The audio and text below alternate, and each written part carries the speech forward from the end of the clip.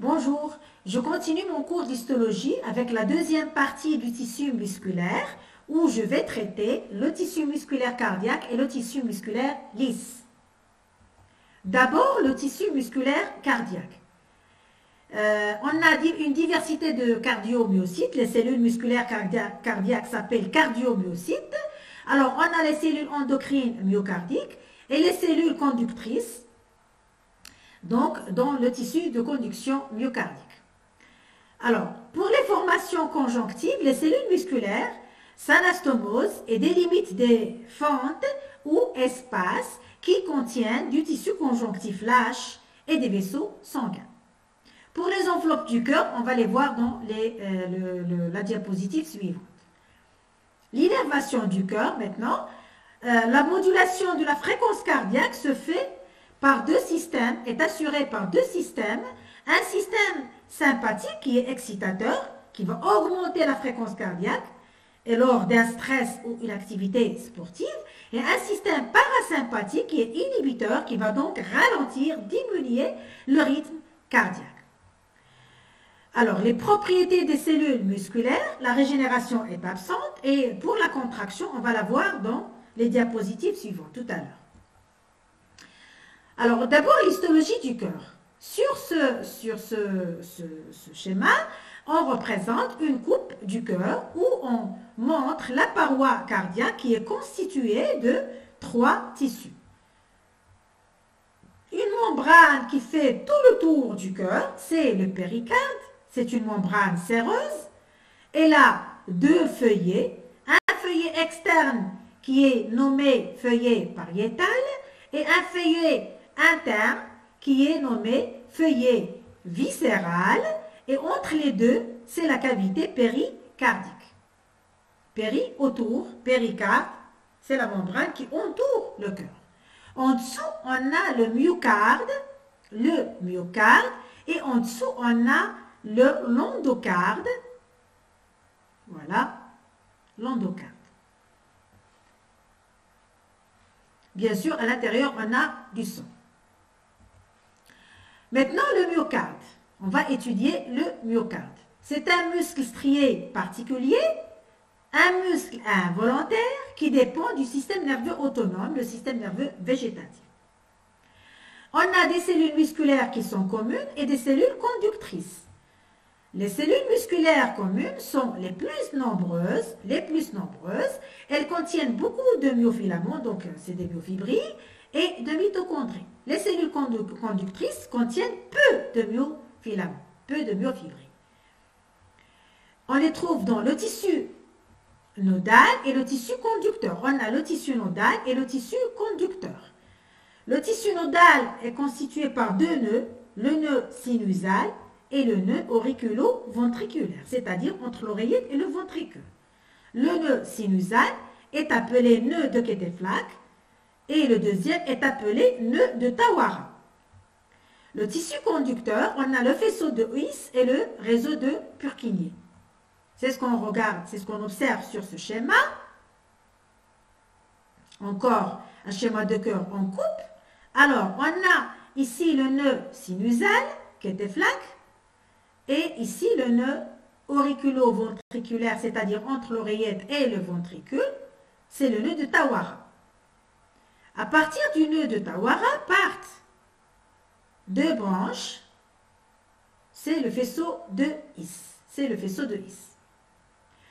Et à partir de là, on a des ramifications qui entrent au niveau de la cavité du ventricule et qui s'appelle le réseau de Purkinje. C'est le réseau de Purkinje. Le tissu nodal, il est incrusté dans le cœur et c'est lui qui est à l'origine de l'automatisme cardiaque, de la contraction automatique du myocarde. Maintenant, la cellule musculaire cardiaque ou cardiomyocyte, on va voir sa morphologie et sa constitution. Alors, au niveau histologique, on a la membrane plasmique, c'est le sarcolème, et cette membrane plasmique, elle va faire une invagination à l'intérieur du cytoplasme, formant ce qu'on appelle le tubule T, sous forme de T, d'accord? Vous le voyez ici, comme un T, c'est perpendiculaire. Voilà, le tubule T. Et une caractéristique qui est spécifique pour les cardiomyocytes, qu'on appelle les traits scalariformes. Les traits scalariformes, on va les voir dans les diapositives suivantes. Le noyau, il a une disposition centrale et bien sûr le cytoplasme s'appelle, dans le cas du muscle, s'appelle sarcoplasme, et on a les organites. Ici, j'ai représenté les mitochondries en rose. Ça, c'est un schéma, bien sûr. Hein. Et on a les myofibrilles, c'est ce que j'ai représenté en bleu. Voilà. Les myofibrilles. Et vous reconnaissez les sarcomères. Alors, entre deux stries Z, ça c'est une strie Z, une strie Z, une strie Z. Et entre deux stries Z, on a le sarcomère. La zone sombre qui est la bande A. Et deux demi-zones claires, deux demi-bandes I, plus une bande A, forment le sarcomère.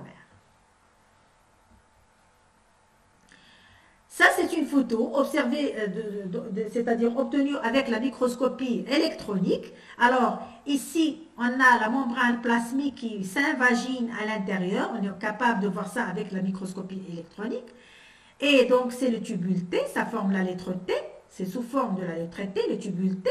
Ici, on a le réticulum endoplasmique lisse, ou réticulum sarcoplasmique, qu'on voit ici aussi. Et ici, le tubule T. Voilà. Et ici, les myofibrilles, bien sûr. Voilà. Ça, c'est des observations au niveau de la microscopie électronique. Au niveau de la microscopie optique maintenant, alors ici, on a les cellules musculaires, les cardiomyocytes. D'accord? Alors, les cardiomyocytes se ramifient. Donc, quand on a parlé du tissu musculaire squelettique, strié squelettique, les cellules musculaires, les fibres musculaires étaient parallèles. Ici, les fibres musculaires sont ramifiées. Les cellules musculaires, les cardiomyocytes sont ramifiés. Regardez ici la ramification à ce niveau. D'accord? Et ici aussi. OK? Et on observe ces structures spécifiques des cardiomyocytes qu'on appelle les disques intercalaires ou stries scalariformes. Disques intercalaires ou stries scalariformes. À l'intérieur, vous êtes capable d'observer les myofibrilles. Ici, là, mais de façon plus claire, on les observe au microscope électronique.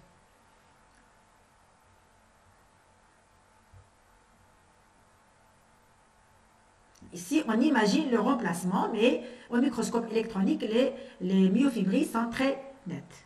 D'accord? Alors, ça, c'est un schéma et on représente de la même façon les stries scalariformes. Ici, je les ai schématisés en vert. Les stries scalariformes ou disques intercalaires. Pourquoi scalariformes? Parce que justement, leur forme ressemble à des escaliers. D'accord? Leur forme ressemble à des escaliers. Le noyau des cellules est en place, à un emplacement central. Et ici, les myofilaments, comme j'ai dit tout à l'heure. L'emplacement des myofilaments. Alors, ça, c'est une myofibrie ou myofilament. Les sarcomères. Et vous voyez ici la strie scalariforme ou disque intercalaire, d'accord, sous forme d'escalier. D'accord? Alors ici, c'est un sarcomère et ici, je représente les mitochondries. Alors ça, c'est de l'ultrastructure et c'est des choses qu'on ne peut pas voir au niveau de la microscopie optique, mais uniquement au niveau de la microscopie électronique. Une représentation schématique de la strie scalariforme. Voilà, la strie scalariforme.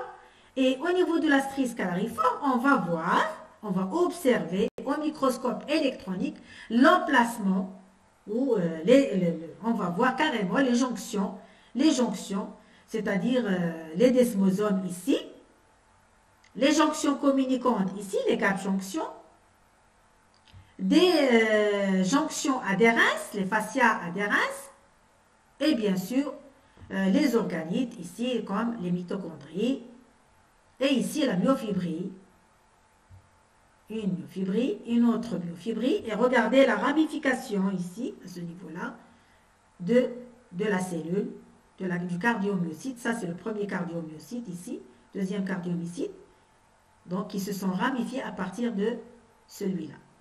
Voilà.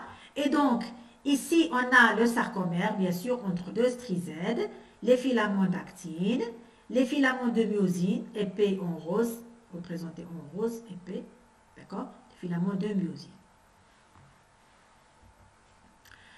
Pour le mécanisme de la contraction du tissu musculaire cardiaque, ici, on représente le sarcomère, donc bien sûr au niveau de la myofibrie, un sarcomère qui est relâché, et un sarcomère qui est contracté. Quelle est la différence? Le premier, regardez la distance entre les deux strizèdes, elle est plus grande que la distance entre deux strizèdes quand le sarcomère est contracté. Pourquoi? Parce que les filaments d'actine se sont rapprochés au niveau de la myosine et cet espace, il est plus court. Regardez cet espace-là qui est plus court par rapport à cet espace-là. Et donc, ici, on a le sarcomère qui est relâché et lors de la contraction, le sarcomère, il se raccourcit. Voilà. Les filaments de myosine sont ici, c'est les traits épais. Et les filaments d'actine sont ici, c'est les traits fins. Au niveau moléculaire, alors, les filaments d'actine sont représentés ici. Et le filament épais de myosine avec les ponts de myosine, les têtes de myosine, qui vont s'accrocher avec les filaments d'actine, au niveau des filaments d'actine pour les rapprocher pendant la contraction musculaire du muscle du myocarde. D'accord? Et ici, c'est une image que vous pouvez rencontrer si vous consultez les ouvrages d'histologie. Alors, ils ont représenté des petits, comme les têtes de myosine, comme des petits bonhommes. Ça, c'est la myosine. Et ça, c'est l'actine. Et les têtes de myosine, les points de myosine, comme des petits bonhommes, qui s'attachent au niveau des filaments d'actine et qui vont rapprocher ces filaments d'actine lors de la contraction du myocarde, de la cellule myocardique ou du cardiomyocyte. Et donc au niveau du tissu myocardique. Alors maintenant pour le tissu musculaire lisse. Les cellules musculaires lisses sont fusiformes, c'est-à-dire ils ont une forme en fuseau. Elles sont uninucléées, un seul noyau. Elles sont nommées léomyocytes. Alors, comme les cellules musculaires squelettiques et cardiaques, les cellules musculaires lisses contiennent de l'actine et de la myosine. Mais ces filaments d'actine et de myosine ne sont pas organisés de telle sorte qu'ils forment des myofibrilles bien individualisées. D'accord? Et on n'a pas non plus de sarcomère. Alors, les cellules musculaires lisses ont la particularité de s'organiser en différentes structures situées dans la paroi des organes creux, comme par exemple la vessie, comme on va le voir ici au niveau du tractus digestif, donc en représentant ici l'intestin, donc le tube intestinal, d'accord? Et on a généralement, il s'organise en différentes structures situées dans la paroi de ces organes et ça forme quoi? Ça forme la musculeuse. Alors généralement, les faisceaux de fibres lisses des parois musculaires, tuniques ces parois musculaires sont organisées en deux couches superposées. On a deux couches superposées. Une couche qui est circulaire et une couche qui est longitudinale. D'accord? Une couche circulaire et une couche qui est longitudinale. Voilà. Donc, si on regarde au niveau du tractus digestif, en représentant l'intestin, ça c'est l'intestin. Donc ici, on a la lumière intestinale. Vers la lumière intestinale, on a la muqueuse. En dessous, on a la sous-muqueuse. En dessous, on a la sous-muqueuse, bien sûr. Et en dessous, on a la musculeuse interne. Ensuite, on a la musculeuse externe. La musculeuse interne, elle est circulaire. La musculeuse externe, elle est longitudinale et vers l'extérieur, on a la séreuse. J'ai conservé les nomenclatures en anglais. Ça, c'est séreuse, musculeuse externe, musculeuse interne, sous-muqueuse. D'accord? Et voilà, donc pour la musculeuse interne, j'ai dit qu'elle est circulaire et la musculeuse externe, elle est longitudinale. C'est-à-dire que les fibres sont disposées de façon longitudinale, comme ceci. Et ici, ils sont disposés de façon circulaire. Voilà. Alors, si on fait maintenant une coupe au niveau de ces deux couches, musculeuses, externe et interne, eh bien, la couche musculaire interne va paraître avec des fibres en coupe transversale, avec des fibres allongées. D'accord? Parce que, regardez, imaginez, elle est circulaire, et si on fait une coupe comme ceci, eh bien, les fibres vont apparaître allongées. Et par contre, la couche qui est au-dessus, elle est longitudinale, et donc si on fait une coupe, c'est-à-dire que les fibres vont être en section transversale, et donc c'est la coupe des fibres ici, à ce niveau-là, musculaire. Voilà.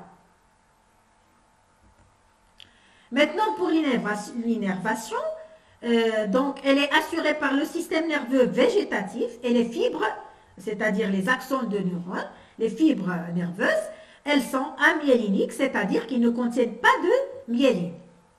Pour les enveloppes conjonctives, des groupes ou faisceaux de cellules, c'est-à-dire les cellules sont groupées en faisceaux, et ce groupe de cellules est enveloppé de collagène de type 1. D'accord? En plus, chaque fibre musculaire lisse est entourée de fibres de collagène de type 3, disposées en spirale. Et je répète encore, les cellules musculaires ne sont pas striées, les cellules musculaires lisses ne sont pas striées parce que l'appareil contractile ne comprend ni myofibrilles ni sarcomères. Parce qu'au niveau de la myofibrie, quand on a vu le tissu musculaire cardiaque et le tissu musculaire squelettique, eh bien, la myofibrie contient des sarcomères et c'est l'alternance. C'est de zones sombres, zones claires, zones sombres, zones claires au niveau des sarcomères successifs de la myofibrie. C'est ça qui fait zone sombre, zone claire, zone sombre, zone claire. Le long de la myofibrie, ça fait la striation. Alors que dans le cas des cellules musculaires lisses, on n'a pas cette striation parce qu'on n'a pas de sarcomère d'abord et c'est-à-dire l'actine et la myosine sont disposés différemment, on va le voir tout à l'heure. Et ça représente encore une photographie au niveau de la microscopie optique de cellules musculaires lisses. Voilà, donc la forme fusiforme, d'accord, avec un noyau central. Au niveau de la microscopie électronique, toujours la forme fusiforme, la pointe de la cellule ici, d'accord? Ici le côté central ou ventral de la cellule. Bon, ça c'est un schéma. Ici j'ai représenté juste une partie de la cellule, d'accord? Alors, schématiquement parlant, alors la cellule ici, elle est fusiforme, c'est sa pointe.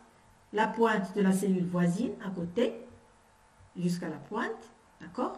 Ici on a une cellule entière avec les deux pointes. Au milieu, au niveau ventral, c'est-à-dire à ce niveau-là, la partie la plus large de la cellule, on a l'emplacement du noyau. D'accord? Au niveau de la microscopie électronique, on va bien sûr repérer les différents organites au niveau du cytoplasme. D'accord? Et ce que je vais vous montrer maintenant, c'est comment les cellules sont attachées les unes aux autres au niveau de ce tissu musculaire lisse. Regardez cette première cellule, cellule 1, elle s'attache à la cellule 2. La cellule 2 est ici, elle s'attache à ce niveau. La cellule 2 et la cellule 3, elles sont attachées à ce niveau. La cellule 3 et la cellule 1, elles sont attachées à ce niveau. Et la cellule 3 ici et la cellule 4, ils sont attachés à ce niveau. Regardez ce type de structure au niveau du tissu musculaire lisse, comment les cellules sont attachées. Eh bien, dans la diapositive suivante, je vais vous montrer qu'est-ce qu'on trouve, qu'est-ce qu'on observe au niveau de la microscopie électronique, quel est l'aspect ultra-structural de cette zone au niveau de la microscopie électronique. Qu'est-ce qu'on trouve à ce niveau? Avant de vous expliquer ça sur la diapositive suivante, je tiens à vous dire que chaque cellule musculaire lisse est entourée par une lame basale externe. Donc, je vais reprendre ce schéma-là, qui est celui-ci, et je vais vous montrer au niveau du point d'attache entre deux cellules voisines, qu'est-ce qui se passe, qu'est-ce qu'on a, qu'est-ce qu'on observe au niveau de la microscopie électronique.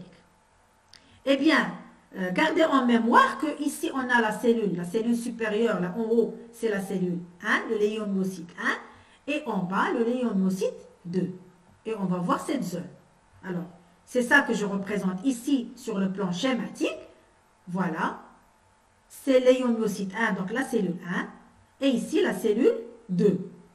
Et ici, le point où, la zone où se fait le contact entre les deux cellules. Au niveau de ce contact, il y a des jonctions communicantes, les jonctions gap, et il y a une plaque d'attache. La plaque d'attache, elle contient une ligne dense médiane, une plaque dense de chaque côté, d'accord, une plaque dense membranaire, et des filaments de desmine, bien sûr, de chaque côté. Chaque cellule a ses filaments de desmine. Donc ici pour la cellule 2 et ici pour la cellule 1. Et ces filaments de desmine s'attachent à des corps denses. Des corps denses. D'accord? Et ces corps denses attachent les filaments d'actine. D'accord? Et donc, regardez ici, dans le tissu musculaire lisse, les filaments d'actine s'attachent au corps dense. Rappelez-vous, pour le tissu musculaire lisse, squelettique, donc, et les tissus musculaires cardiaques, les cardiomyocytes et les cellules musculaires squelettiques, les filaments d'actine s'attachent à la strie Z. Les filaments d'actine s'attachent aux stries Z. Ici, les filaments d'actine s'attachent au corps dense.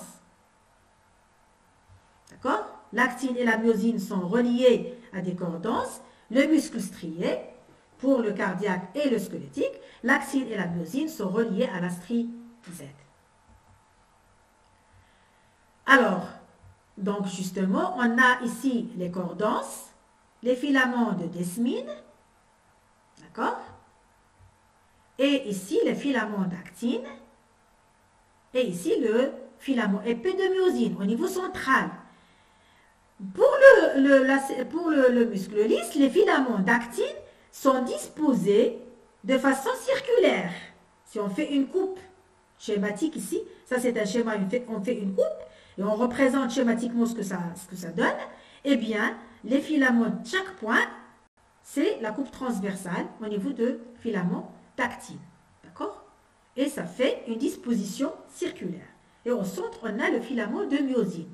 Et de la même façon, ce sont les éléments contractiles du tissu musculaire lisse. Eh bien, l'actine va glisser contre la myosine lors de la contraction du muscle lisse. Maintenant, pour les fonctions du tissu musculaire lisse, les cellules musculaires lisses sont le siège de contraction spontanée. Elles sont régulées par de nombreux stimuli nerveux et hormonaux pour assurer plusieurs fonctions physiologiques. Et je vais en citer quelques-uns, d'accord? Donc, on parle d'abord du péristaltisme intestinal. Alors, au niveau du tube digestif, ça veut dire quoi ce péristaltisme? C'est-à-dire que c'est le tissu musculaire lisse de la musculeuse. La musculeuse, on a vu tout à l'heure, musculeuse interne et musculeuse externe. Musculeuse interne, elle est circulaire. Les fibres sont circulaires. Et les musculeuses internes, les fibres sont longitudinales. C'est-à-dire que pendant ce péristaltisme, il y a la contraction de la musculeuse circulaire interne et en même temps, il y a la contraction de la musculeuse longitudinale, si bien que, qu'est-ce que ça fait? cette contraction circulaire plus la contraction longitudinale, au niveau longitudinal, eh bien, ça fait l'avancement du contenu intestinal vers le gros intestin qui est le côlon. C'est ce qu'on appelle le péristaltisme intestinal. Un autre exemple de fonction physiologique de ce tissu musculaire lisse, la dilatation et la contraction des branches lors de la respiration, donc au niveau des poumons.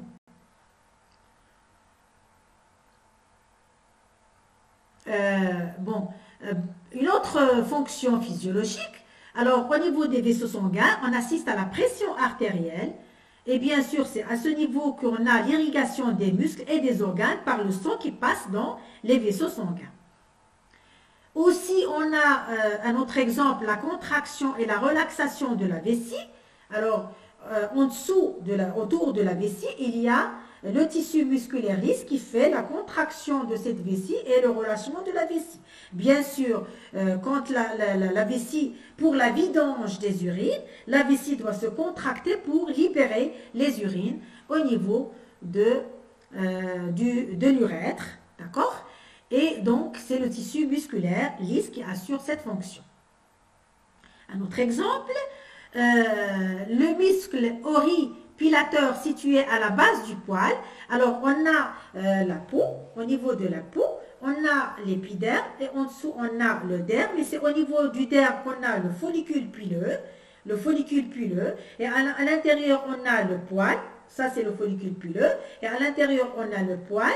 Et on a un muscle qui est attaché au poil. C'est le muscle arrecteur du poil.